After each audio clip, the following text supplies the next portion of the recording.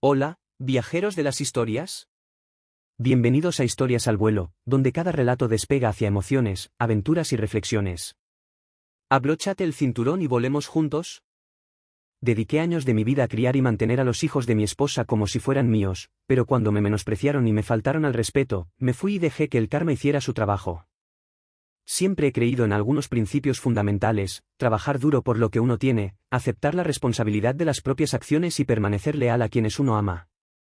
También aprendí por las malas que amar a las personas equivocadas puede acarrear serios problemas. Toda esta historia trata sobre cómo mis puntos de vista fueron puestos a prueba y cómo todo lo que creía entender sobre la familia se vino abajo. Para ser honesto, esta no es una historia feliz, trata sobre ser aprovechado, ser explotado y finalmente reconocer cuando es suficiente. No voy a endulzar nada, les voy a contar exactamente cómo sucedió porque creo que es vital ser honesto acerca de estas cosas. A menudo escuchamos hablar de finales felices, pero a veces el final es simplemente un final, y a veces eso está bien, de hecho, es necesario. No estoy tratando de ser un santo aquí, cometí errores, quizás fui muy confiado e inclinado a creer en lo mejor de los demás. Ignoré ciertas señales de advertencia y pagué las consecuencias. Sin embargo, también aprendí mucho. Entonces, ¿cómo empezó todo? Empezó con una mujer llamada Amelia. Era viuda, su marido, un oficial militar, había muerto. Tenía 2 hijos pequeños, un niño llamado Daniel, que tenía unos 4 años y era muy enérgico, y una niña, Mia, que apenas empezaba a caminar. Los conocí a través de un amigo en común y enseguida me di cuenta de que Amelia estaba luchando. No solo estaba triste, aunque ciertamente lo estaba, era más que eso, estaba totalmente fatigada. Quiero decir, visiblemente agotada. Se podía ver en su manera de comportarse, en las ojeras bajo sus ojos y en cómo parecía funcionar con las últimas reservas. No era solo un cansancio de «estoy agotada», era un agotamiento profundo, hasta los huesos, causado por llevar el peso del mundo sobre sus hombros. No intervine porque me sintiera obligado o algo así, no fue una especie de complejo de caballero andante. Fue solo que realmente la vi, observé su lucha y quise ayudar. Quería hacer las cosas un poco más sencillas para ella y los niños. Tenía un deseo genuino de brindar algo de estabilidad y apoyo en sus vidas.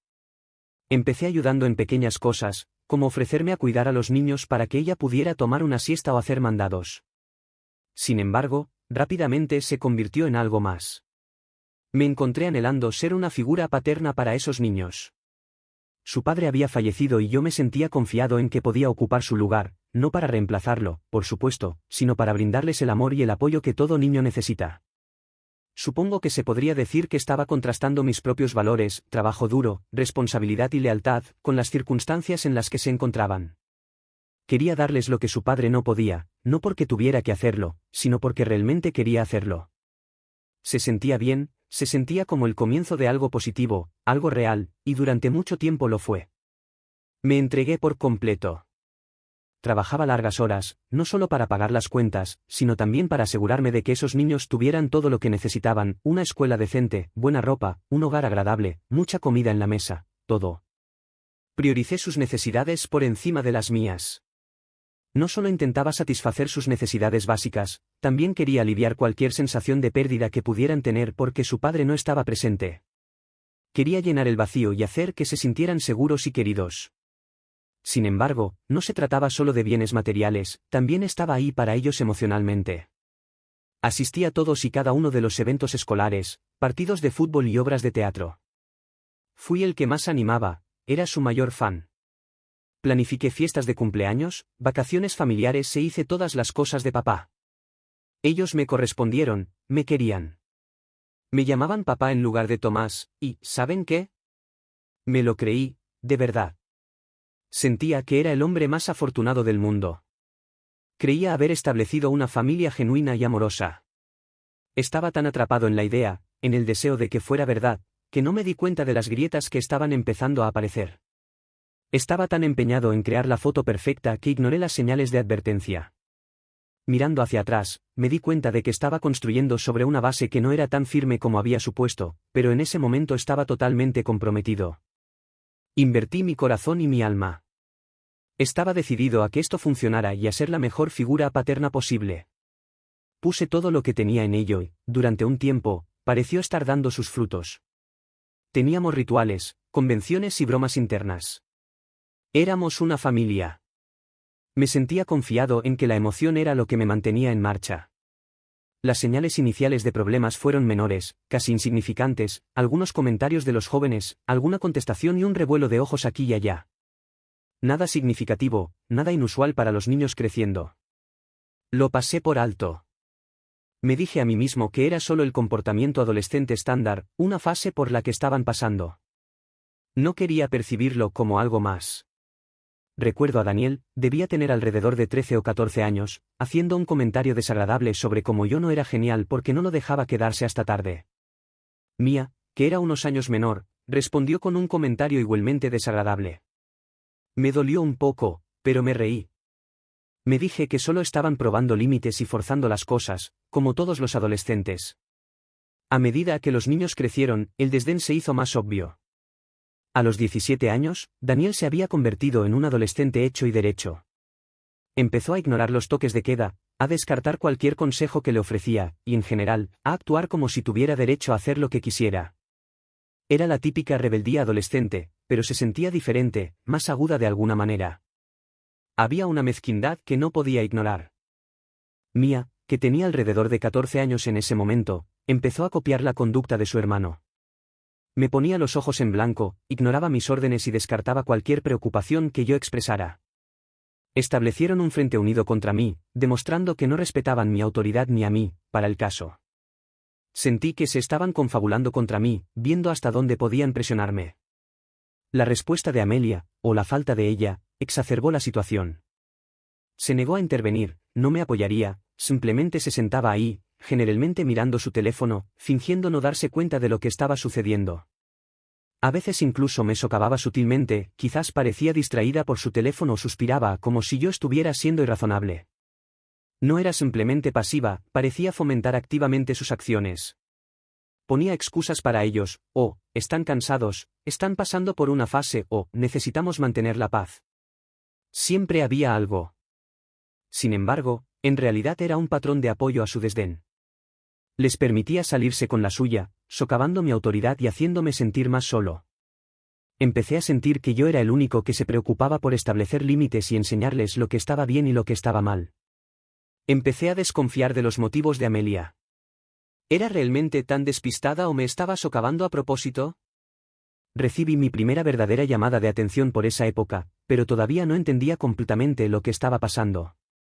El verdadero punto de quiebre, cuando todo empezó a desmoronarse, ocurrió una noche. Daniel llegó a casa mucho después de su toque de queda, hablo de horas más tarde, y no había llamado, enviado mensajes ni nada. Estaba muerto de miedo, por supuesto, pero cuando finalmente entró, actuó como si nada. Le pregunté con calma dónde había estado, solo una simple pregunta para asegurar la rendición de cuentas. Ni siquiera me miró, simplemente dijo, relájate, no soy un niño. Eso fue todo. No hubo disculpas ni explicaciones, solo un desaire desdeñoso, y luego gritó, tú no eres mi padre de verdad. Deja de actuar como si me poseyeras. Todos esos años de amor, cuidado y apoyo fueron arrojados a mi cara. Se sintió como un golpe en el estómago. Mía, que estaba allí parada, añadió, sí, solo eres un tipo con el que mamá se casó, como si todos los años que habíamos pasado juntos y las experiencias que habíamos compartido no tuvieran sentido. Algo dentro de mí simplemente se rompió. No fue ira, todavía no, sino más bien una profunda sensación de desilusión. Y lo peor de todo es que Amelia no dijo nada, simplemente se quedó allí en silencio. Su silencio representó la traición definitiva. Probó todo lo que había sospechado, que yo no era más que una conveniencia para ellos, un proveedor, alguien para encargarse de las cosas que su verdadero padre no podía. Fue el momento decisivo para mí, cuando aprendí que la familia que creía haber creado era una farsa. No pasó mucho tiempo después del primer episodio cuando ocurrió de nuevo. Esta vez fue Mía. Había hecho un desastre en la cocina, así que le pedí que lo limpiara. Suficientemente simple, ¿verdad? Responsabilidades básicas. Pero en lugar de eso, simplemente me miró y dijo, ¿por qué no lo haces tú? Es tu casa, ¿no? Eso dolió. No fue solo el desprecio, fue la forma en que lo dijo, como si yo fuera un sirviente cuya única función era limpiar después de ellos. Acentuó mi condición de extraño, reduciéndome a poco más que un proveedor y limpiador. Fue un intento intencional de hacerme sentir insignificante. Y luego, como si fuera una señal, Daniel añadió la misma frase: ni siquiera eres nuestro padre de verdad. Era como si me estuvieran atacando en equipo, reafirmando su rechazo y asegurándose de que entendiera mi lugar, o la falta de él, en sus vidas. Pero esta vez, la respuesta de Amelia selló el trato. No gritó ni se irritó, simplemente me miró con indiferencia, sin apartar la vista de su teléfono, y comentó: tienen razón, Thomas, quizás deberías relajarte. Eso fue todo. Ese fue el momento en que me di cuenta de que se había acabado. Ya no era solo el desdén de los niños, Amelia había estado explícitamente de acuerdo con ellos. Se estaba poniendo de su lado en contra mía, el tipo que había pasado años cuidándolos. No fue un momento de rabia, ni siquiera de dolor, en realidad no. Fue un momento de claridad. Finalmente me di cuenta de que había terminado. No había vuelta atrás. Esto no era una familia, era una farsa, y finalmente estaba listo para irme. Fue una epifanía suave, una aceptación pacífica del hecho de que ya no estaba luchando por aferrarme a algo que no era genuino. Estaba listo para dejarlo ir. Así que hice algo que nunca imaginé que haría. Hice una pausa, dejé de dar, de preocuparme y de intentar. No fue una decisión impulsiva, fue una calculada, pensada. Simplemente me retiré. Dejé de mantenerlos, no más viajes, mesadas, protección, guía o preocupación. Los dejé enfrentar las repercusiones de su comportamiento. Fue un cambio de 180 grados con respecto a cómo había sido durante años. Siempre estuve ahí para ellos, pasara lo que pasara, ahora me había ido. No voy a mentir, dolió, contradijo todos mis instintos. Había dedicado tanto de mí mismo a esta familia y fue realmente terrible simplemente alejarme, pero sabía que era importante. Necesitaba defenderme. Sabía que no sería fácil, sabía que reaccionarían e intentarían resistirse, pero estaba preparado para ello. Había llegado a mi límite. Les di todo lo que tenía y me lo devolvieron. Había terminado de ser el felpudo. Al principio se rieron, me insultaron, hicieron comentarios cáusticos y sonrieron con suficiencia cada vez que pasaba. Creían que habían ganado, asumieron que no me necesitaban, confiaban en que Amelia les proporcionaría todo lo que yo les daba. Estaban equivocados. Hacían pequeños ataques, copiando mis instrucciones y burlándose de la forma en que intentaba establecer límites. Exclamaban: «Oh, estamos rompiendo las reglas», mientras ponían los ojos en blanco y se sonreían con suficiencia. Era como si intentaran provocarme para obtener una reacción. Oh, Amelia se aseguró de cubrir mis carencias, pagó sus pequeñas compras y se aseguró de que sus fines de semana siguieran llenos de comida rápida y gastos excesivos. Los mantuvo cómodos, engreídos y convencidos de que no me necesitaban. Pero yo sabía que no duraría. Sabía que Amelia tenía pocos recursos, no tenía el mismo salario que yo, no podía mantener ese tipo de gasto indefinidamente. Así que me quedé callado, los dejé divertirse, los dejé pensar que podían salirse con la suya. Sabía que el baño de realidad llegaría. No participé, no discutí, no reaccioné, simplemente observé con calma, esperando lo inevitable. Era una extraña clase de paciencia, formada por la convicción de que tenía razón. Sabía que su confianza se basaba en una base endeble que pronto se desintegraría. Solo tenía que esperar. Era un juego de espera. Luego, gradual pero ciertamente, las cosas comenzaron a cambiar. Las salidas de compras se volvieron menos regulares, los viajes de comida rápida fueron menos frecuentes y más espaciados, dejaron de aparecer prendas nuevas. Pequeños cambios al principio, pero visibles. Luego comenzaron a surgir más problemas. Los gastos escolares se convirtieron en un problema. Daniel tuvo algunas dificultades en la escuela y Amelia no estaba segura de cómo manejarlo. Mia rompió su teléfono y no tenía dinero para repararlo. Recuerdo la primera vez que Daniel perdió su transporte escolar. Siempre lo había dado por sentado, rara vez intentaba expresar gratitud. Ahora estaba solo, tuvo que correr para alcanzar el autobús y, por lo que he oído, apenas llegó, jadeando y sin aliento. Es un detalle menor, pero fue simbólico. Fue la primera grieta notable en su cómodo mundo y, lo confieso, sentí una sensación de satisfacción, no alegría precisamente, sino una tranquila reivindicación. Yo sabía lo que era esforzarse y trabajar por todo lo que uno tiene. Recuerdo cuando era más joven y tenía que trabajar duro para llegar a fin de mes. Ellos, en cambio, siempre lo habían recibido todo de forma natural. No dije nada, solo observé. Pude ver la frustración de Mia cuando se enteró de que su teléfono roto no sería reemplazado mágicamente. La oí quejarse con Amelia, así como las justificaciones cada vez más débiles de Amelia. Se estaba quedando sin dinero y se dio cuenta de que no podía ofrecer todo lo que yo había dado. Al día siguiente, Mia tuvo una gran crisis, quejándose de lo injusto que era que no pudiera reparar su teléfono. Amelia finalmente dijo, casi en un susurro, que no tenía el dinero en ese momento. Fue una admisión menor, pero crucial. Fue la primera vez que reconoció abiertamente sus recursos limitados. Fue el principio del fin de su negación. La verdad de su situación comenzó a filtrarse. Estaban empezando a darse cuenta de que su existencia privilegiada dependía de mí, la persona que tan fácilmente habían descartado y despreciado. El viaje gratis había terminado y estaban empezando a sentir los baches en el camino. Fue un despertar brutal pero necesario. Mi ausencia se estaba haciendo sentir. No mucho después del incidente del teléfono, Amelia me confrontó, por supuesto. Estaba molesta, me acusó de ser infantil y de no cumplir con mis obligaciones. Esa palabra, responsabilidades, se quedó conmigo. Indicaba cómo me veía, no como un compañero, no como una figura paterna, sino como alguien con compromisos que cumplir, un proveedor, un cajero automático andante. Siguió culpándome de todo lo que iba mal. Sentía que los estaba abandonando, que era egoísta y que no actuaba como un hombre. Intentó hacerme sentir culpable, como si yo fuera el tipo terrible. Todo era una proyección, por supuesto. Estaba proyectando sus propios fracasos sobre mí.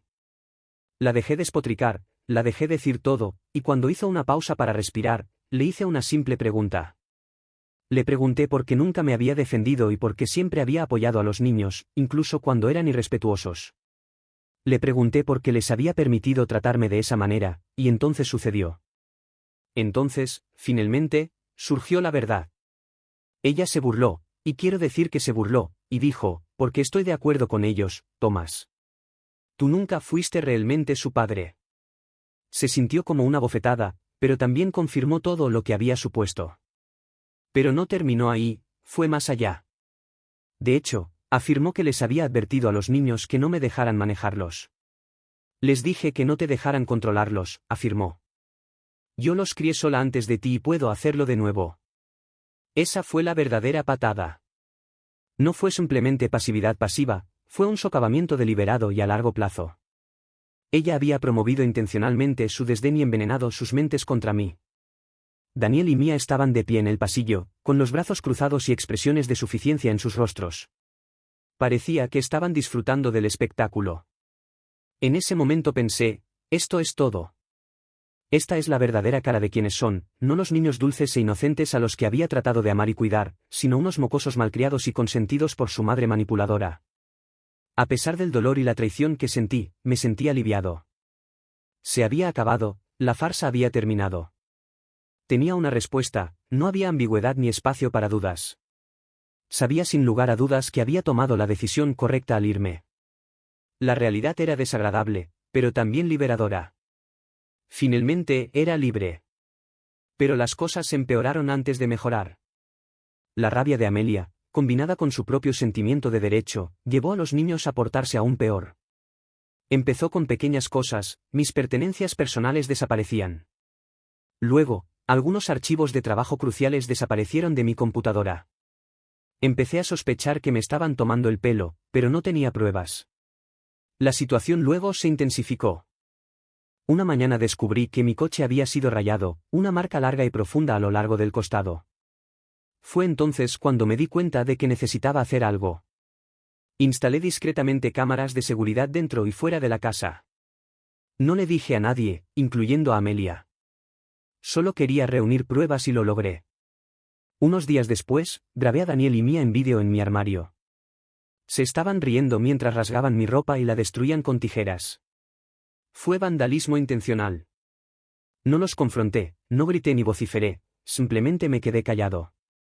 Documenté todo. Guardé el videoclip, tomé fotos de los daños, reuní todos los mensajes amenazantes que me habían enviado, pruebas de su creciente ira. Estaba siguiendo el juego, dejándolos creer que estaban ganando mientras secretamente planeaba mi partida. Me di cuenta de que tenía que defenderme, no solo emocionalmente, sino también legalmente. Sabía que las cosas iban a empeorar, así que quería estar preparado. Estaba preparando mi caso, acumulando la munición que necesitaría para defenderme si fuera necesario. Era un escenario triste y patético, pero estaba resuelto a manejarlo con el mayor respeto y calma posible. No iba a bajar a su nivel, iba a ser inteligente, estratégico y discreto. El siguiente paso fue consultar a un abogado. Le describí el problema y le mostré todas las pruebas que había obtenido. Escuchó en silencio, asintiendo ocasionalmente, y cuando terminé, me dijo que tenía un caso sólido. Discutimos el divorcio e incluso me ofreció una orden de restricción debido a la creciente animosidad de los niños. También presenté una denuncia policial por los daños a la propiedad. Se sintió extraño denunciar a mis hijastros a la policía, pero sabía que era necesario. Necesitaba mantener un registro oficial de sus acciones para protegerme de cualquier acusación o desafío legal. Fue otro paso en el proceso de romper relaciones y liberarme de este ambiente tóxico. Luego, una tarde, mientras Amelia y los niños no estaban, hice una maleta. No me llevé mucho, solo lo necesario, las cosas que eran más importantes para mí. Dejé todo lo demás, incluyendo los muebles, los electrodomésticos y las posesiones materiales que había acumulado a lo largo de los años. No eran importantes, lo crucial era mi libertad y mi paz mental. Dejé un sobre en la encimera de la cocina. Dentro estaban los papeles del divorcio, junto con copias de toda la documentación de respaldo, como el informe policial, las imágenes de los daños y las capturas de pantalla de los mensajes amenazantes. Fue un acto formal de separación, no había vuelta atrás. Salí de la casa y no miré hacia atrás. Me subí a mi coche, el que tenía el largo rasguño en el costado, y me marché. No tenía un plan realmente, solo sabía que necesitaba salir del ambiente tóxico en el que vivía. La última fase fue la financiera. Detuve todas las cuentas conjuntas y negué a Amelia el acceso a mis activos. Fue una medida dura, lo admito, pero fue necesaria. Tenía que limitar su capacidad de seguir permitiendo el comportamiento egoísta de los niños. Necesitaba dejar claro que la vaca lechera se había detenido. Fue el corte final de lazos, el acto definitivo de partida. Se acabó. Amelia reaccionó como se podría haber imaginado. Me contactó varias veces, dejando mensajes de voz furiosos, acusándome de ser un cobarde, de abandonarlos y de ser una mala persona. Afirmó que podía vivir sin mí, que no quería mi dinero y que estaría mejor sin mí. Fue solo una bravuconada, por supuesto. Estaba en negación y se negaba a reconocer la realidad de la situación. No devolví sus llamadas, no reaccioné a sus mensajes de texto, simplemente bloqueé su número. Me negué a iniciar una disputa adicional. Ya había dicho lo que tenía que decir, había tomado mi posición y había terminado. Necesitaba concentrarme en mi propio bienestar y crear una nueva vida para mí. Luego los niños comenzaron a enviarme mensajes. Al principio, enviaron los mismos mensajes descuidados y arrogantes que siempre habían enviado, pero el tono cambió gradualmente. Empezaron a sonar aprensivos e incluso arrepentidos. Se disculparon por sus acciones, admitiendo que las cosas eran difíciles y que estaban luchando sin mi ayuda. Finalmente, recibí un mensaje de Mía, la menor. Solo eran 2 palabras: te extraño. Fue un gran cambio, pero era demasiado tarde. El daño estaba hecho, la confianza se había roto. No podía volver, incluso si quisiera. Me quedé en silencio, no respondí. Reconocí su arrepentimiento, pero me mantuve firme en mi decisión. Había aprendido una dura lección y estaba decidido a no volver a cometer los mismos errores. Les di todo lo que tenía y me lo devolvieron. Había terminado. Mi silencio fue mi respuesta, fue mi manera de decir: ustedes tomaron su decisión y ahora tienen que vivir con las consecuencias. Así que esa es mi historia. No es bonita, pero es genuina y me enseñó algunas cosas esenciales. La regla más importante es nunca permitir que otros te den por sentado, nunca mendigar respeto, nunca desperdiciar tu energía en individuos que no te aprecian, y si te sientes usado o insultado, aléjate, no dudes, no mires hacia atrás. Es una lección difícil de aprender y aún más difícil de aplicar, pero es necesaria para tu propio bienestar y autorrespeto. Mereces ser tratado con amabilidad, respeto y amor, y si no lo obtienes, tienes el derecho o la obligación de alejarte. Algunas personas solo reconocen tu valía después de que te has ido, y para entonces es demasiado tarde. Es una verdad terrible, pero no deja de ser una verdad. No esperes a que reconozcan tu valía, conoce tu valía y actúa en consecuencia. No se trata de egoísmo, se trata de autoconciencia, se trata de proteger tu corazón, tu mente y tu alma. Gracias por leer. Espero que mi historia pueda ayudar a alguien que esté pasando por algo similar. Recuerden que no están solos y merecen ser felices. No permitan que nadie les diga lo contrario. Elíjanse a ustedes mismos. Y así llegamos al final de otra historia aquí en Historias al Vuelo. Si te ha gustado, no olvides darle like, compartir y suscribirte para seguir volando juntos por más relatos. Hasta la próxima aventura.